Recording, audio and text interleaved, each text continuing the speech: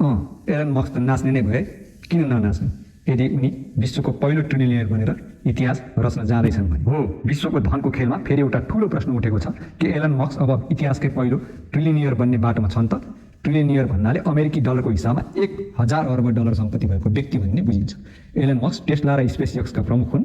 Tesla भनेको यस्तो company हो जसले गाडी मात्र होइन, ऊर्जा र यातायातको भविष्य बदल्ने प्रयास गरिरहेको छ।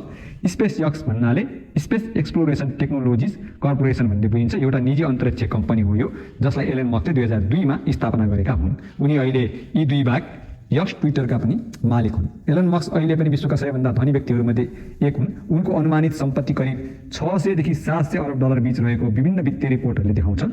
तर यो सङ्ख्या यहाँ रोकिँदैन, यो अझ बढ्ने सङ्केत देखिएको छ। हालै स्पेस एक्सको सम्भावित आइपिओ र यसको ठुलो भ्यालुएसनको चर्चा भइरहेको छ। यदि स्पेस एक्सको मूल्याङ्कन करिब 1 ट्रिलियन डलर नजिक पुग्यो भने मस्कको व्यक्तिगत हिस्सा नै 100 अर्ब डलरले बढ्नेछ। त्यसैले केही विश्लेषकहरूले उनलाई इफेक्टिभ ट्रिलियनियर भन्न थालेका छन्। तर यहाँ एउटा महत्त्वपूर्ण कुरा छ, अहिलेसम्म एलन मस्क आधिकारिक रूपमा ट्रिलियनियर बनेका भने छैनन्। कारण के हो भने स्पेस एक्स अझै प्राइभेट कम्पनी हो। स्पेस एक्स अहिले सेयर बजारमा सूचीकृत छैनन्, त्यसैले यसको सेयर खुल्ला बजारमा किनबेच हुँदैन। दोस्रो, स्पेस एक्सको मूल्य अन्दाजमा आधारित छ, किनकि वास्तविक सेयर मूल्य बनेको छैन। वास्तविक बजार मूल्य यो होइन। अनि तेस्रो, विश्वका आधिकारिक धन गणना गर्ने संस्था ब्लुमबर्ग र फोर्ब्स जस्ता इन्डेक्सले अझै उनलाई ट्रिलियनियर लेभलमा राखेका छैनन्।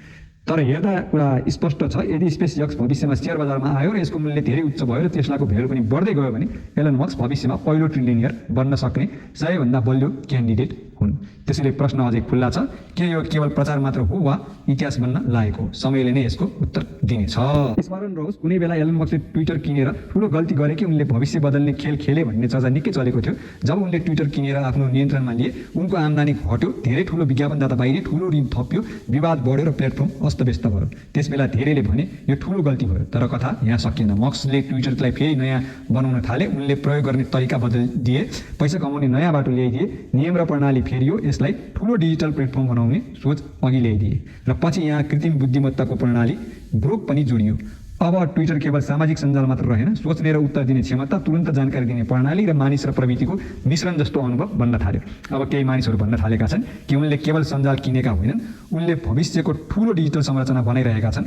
उनले डेटा र विचारको केन्द्र बनाउन खोजिरहेका छन्। त्यसैले उनीहरू भन्छन् यो गल्ती होइन, ठुलो योजना हो। अझै पनि ट्विटर पूर्ण रूपमा नाफामा फर्केको छैन। ऋणको दबाव छ, प्रतिस्पर्धा धेरै छ र सबै परिवर्तन अझै चलिरहेको छ। त्यसैले प्रश्न अझै जस्ताको तस्तै छ कि यो गल्ती थियो कि भविष्यको? सायद यसको उत्तर अहिले होइन, समयले मात्र दिनेछ। तर एउटा कुरा भने पक्का छ, एलन मस्कले केवल कम्पनी किनेका होइनन्, उनले भविष्यको दिशा बदल्ने प्रयास गरेका हुन्।